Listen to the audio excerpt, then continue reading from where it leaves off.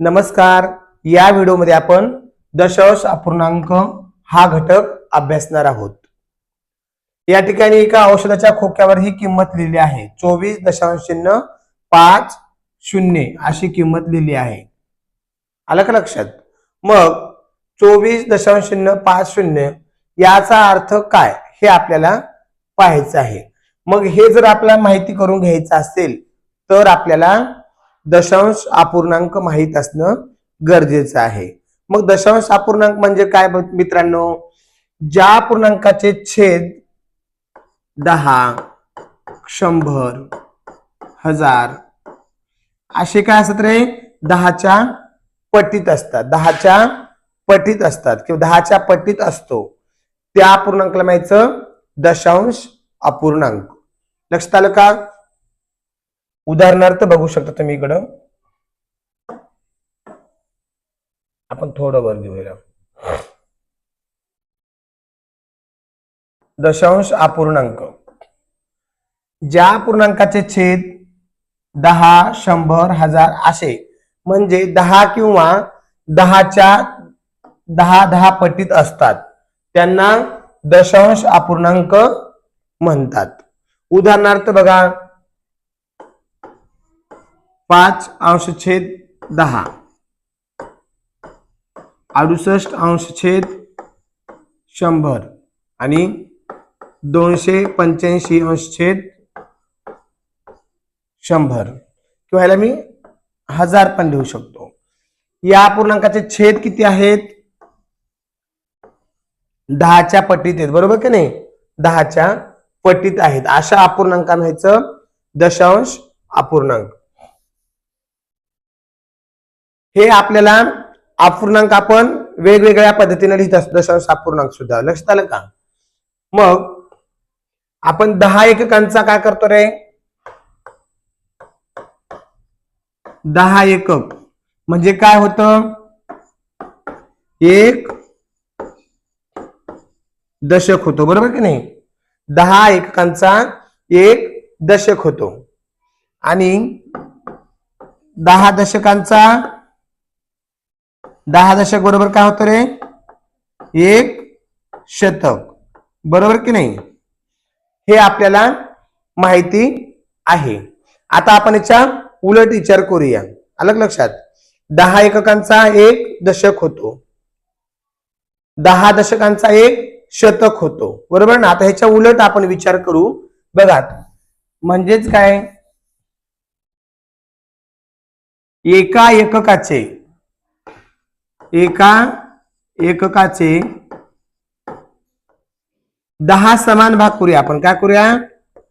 10 समान भाग. काय करायचे? 10 समान भाग केलं तर प्रत्येक भाग किती जाईल रे? एक एकक आहे. ह्याचे 10 समान भाग केले तर प्रत्येक भाग काय येईल? 1/10 असा येईल. एका एककाचे 10 समान भाग केले तर एक भाग म्हणजे किती? 1/10 असा होईल, बरोबर ना? मग आपल्याला काय करावं लागल? आता एका एककाचे 10 समान भाग केलेत आपण, बरोबर का नाही? तर आपल्याला समान भाग 10 केलेत तर काय करावं लागेल? त्याचं स्थान कुठं लिहायचे? मग 10 भाग केले तर आपण एककाला पूर्ण 1 लिहितो. मग आता एककाचे आपण एककापेक्षा पण 10 समान भाग केलेत तर काय करावं लागेल? आपल्याला एककाच्या उजव्या बाजूला स्थान निर्माण करावं लागेल. काय करावं लागेल? उजव्या बाजूला स्थान निर्माण करावं लागेल.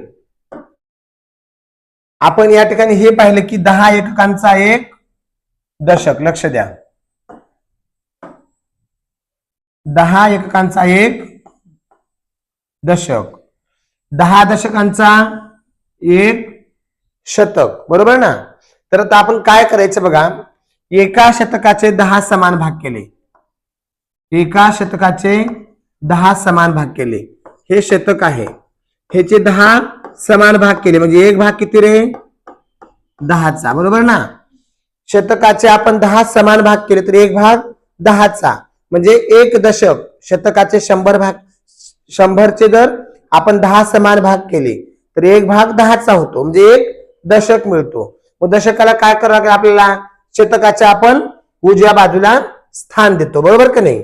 हा, मग या शतक बघा, शतक आहे ना, ह्याचे आपण 10 समान भाग केले तर आपण ह्याचा एक भाग म्हणजे किती? एक दशक, म्हणून ह्याच्या उजवीकडे स्थान करतो. लक्षात? पुन्हा ह्या दशकाचे आपण 10 काय करायचे? समान भाग करायचे. 10 एक 10 म्हणजे किती आलं? एक भाग आला, बरोबर? 10 समान भाग केले तर एक भाग म्हणजे एक एकक येईल. मग 10 दशकाचे 10 समान भाग केले, त्यातला एक भाग म्हणजे एक एकक होईल. लक्षात? आता ह्या एककाचे आपण काय करायचे? पुन्हा एककाचे पुन्हा 10 समान भाग केले तर एक भाग म्हणजे किती होईल? 1/10 होईल, बरोबर की नाही? 10 समान भाग केले म्हणजे मग काय करावं लागेल? या एककाच्या उजव्या बाजूलाच आपल्याला इथं स्थान निर्माण करावं लागेल की नाही? मग इथं स्थान निर्माण करावं लागेल. कशाचं? दशांश. कशाचं? दशांश. दशांश का म्हणतो मी? एका एककाचे 10 भाग केले समान तर त्यातला एक भाग म्हणजे एवढा, म्हणजे 10 भागापैकी एक भाग म्हणजे एक अंश. अंश म्हणजे भाग. अंश म्हणजे भाग. अशा आपण किती भाग केलेत? 10 भाग केलेत, बरोबर ना? असे 10 भाग केलेत, त्यातला एक भाग म्हणजे 1/10. मग आपण काय करू शकतो की 10चा एक भाग म्हणजे 10चा अंश, म्हणून तुला माहिती दश अंश. दश म्हणजे 10, अंश म्हणजे भाग, 10चा भाग. मग 10चा एक भाग म्हणजे 1/10. मग याला आपण एककाच्या उजवीकडे स्थान क्रिएट करायचं आहे, परंतु मग आपल्याला लिखाण व्यवस्थित गेलं पाहिजे ना, म्हणून आपण 1/10 लिहिणार का? नाही. तर त्यासाठी आपण काय करत असतो? दशांश एक टिंब देत असतो. दशांशसाठी काय देतो? टिंब देत असतो. आणि या टिंबालाच काय म्हणतात? दशांश चिन्ह म्हणतात. काय म्हणतात? दशांश चिन्ह म्हणतात. 1/10 म्हणजेच एक दशांश. काय? 1/10 म्हणजेच काय रे? एक दशांश. दशांश म्हणजे 10चा एक भाग. म्हणून एककाच्या उजवीकडे आपण त्याला स्थान दिलं, त्याला म्हणायचं दशांश स्थान. काय माहिती त्याला? दशांश स्थान. काय म्हणतात त्याला? दशांश स्थान. आता दशांश चिन्ह म्हणजे काय बघूया आपण. दशांश स्थान अपूर्णांक लेखनासाठी निर्माण करतात. मग संख्यालेखन करताना संख्येतील पूर्णांक जो भाग आहे, काय आहे? संख्येतील पूर्णांक भाग आहे तो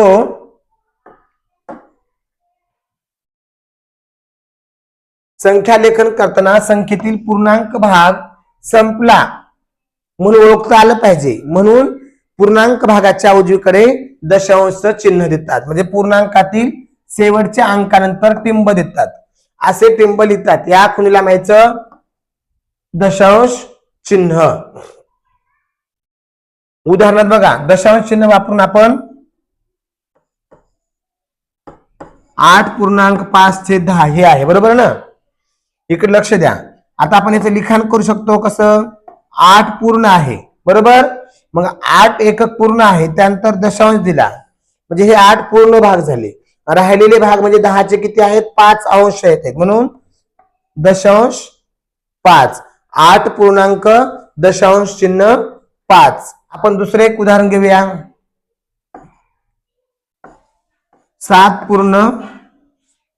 7 दशांश. हे काय आहे? 7 दशांश. 10चा किती अंश आहे? 7, म्हणून त्याला माहिती 7 दशांश. मग ह्याचे 7 पूर्णांक आणि दशांश चिन्ह 7. ह्याचं आपण असं लिखाण करू शकतो. अजून एक आपण उदाहरण घेऊया बघा.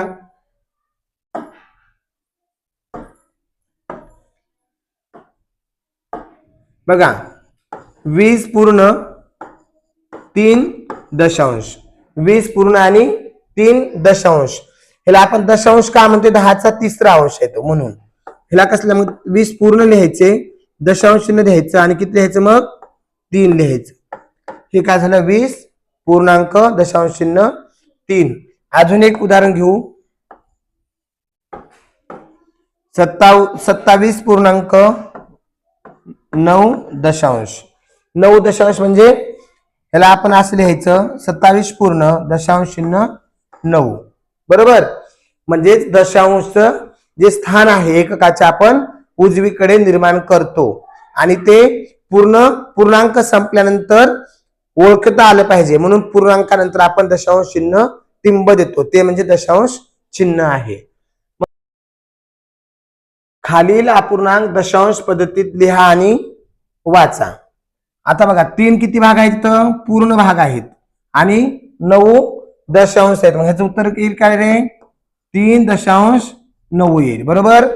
इथं 1 पूर्णांक आहे आणि 4 दशांश आहेत म्हणून 1.4. इथं 5 पूर्ण भाग आहेत दशांश किती आहेत 3 म्हणून 5 दशांश चिन्ह 3. आता इथं पूर्ण भाग आहे का नाही म्हणून पूर्णांक किती आहेत 0. दशांश चिन्ह किती आहे दशांश 8 दशांश आहेत म्हणून इथं पण 0 पूर्णांक आहे दशांश किती आहेत 7 0.7. लक्षात ह्याचं आपण असं लिखाण करू शकतो. दशांश तुम्हाला माहित झालं लक्षात का. एका एककाचे 10 समान भाग केले आणि त्याला एककाच्या उजव्या बाजूला आपण स्थान दिलं आणि लिखाणासाठी सोपं जावं म्हणून आपण पूर्णांक भाग ओळखायला यावा म्हणून मध्ये काय दिली टिंब दिलं त्यालाच आपण दशांश चिन्ह म्हणतो. आता आपल्याला काय करायचंय शतांश बघायचे. आता मला सांगा एककाचे 10 समान भाग केले आणि त्याला उजवीकडे स्थान दिलं टिंब देऊन बरोबर आहे ना. आता आपल्याला काय करावं लागेल हे दशांश झाला बरोबर ना. एककाचे 10 भाग केले दशांश झाला. आता दशांशचे आपल्याला काय करायचे 10 समान भाग करायचे.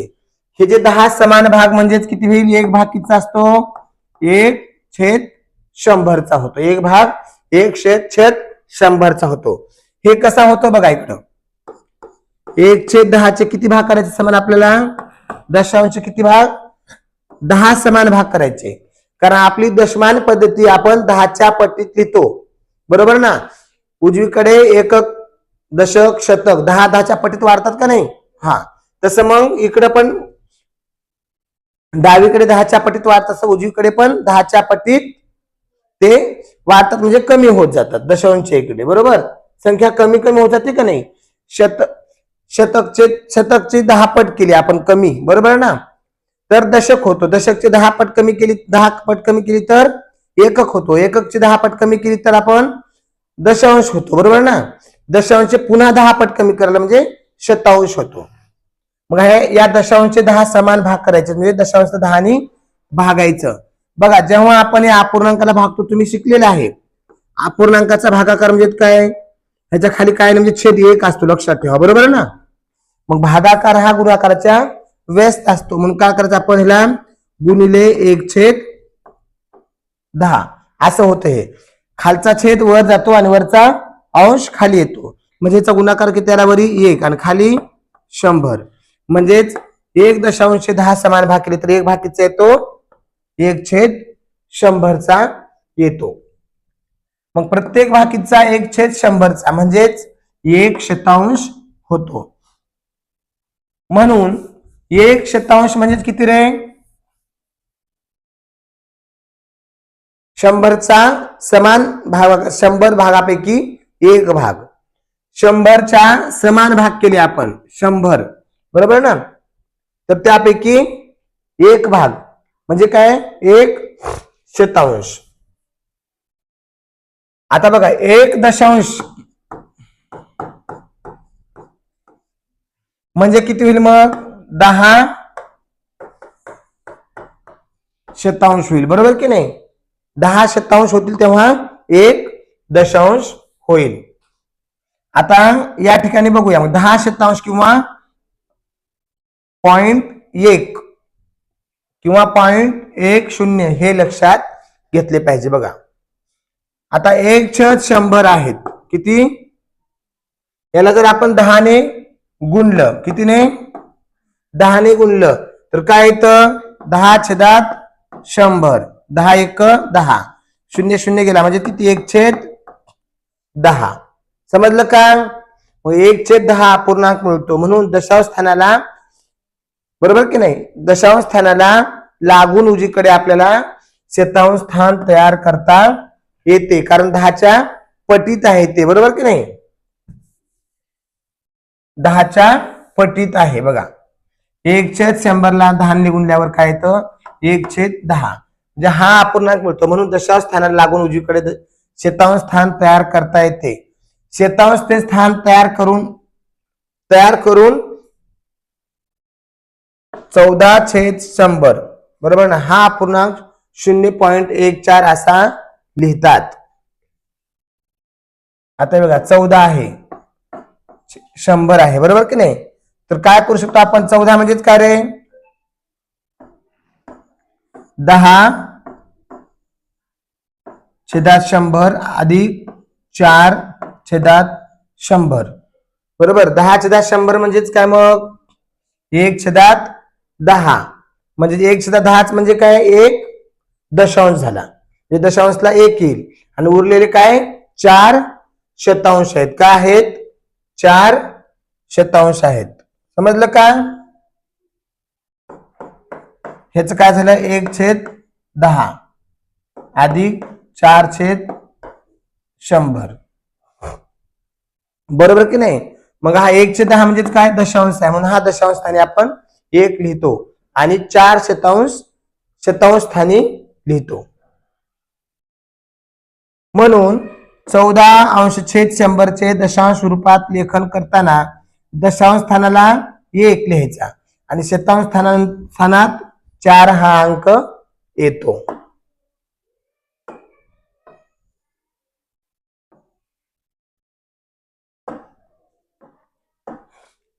त्याच 0.14 असं आपण लेखन करतो. मग तुमच्या लक्षात आलं असेल आपल्याला की दशांशचं लेखन कसं करायचं, शतांश लेखन कसं करायचं, हे आपण पाहिलेलं आहे. दुसऱ्या भागामध्ये अजून या उदाहरणांचा अधिक सराव करूया.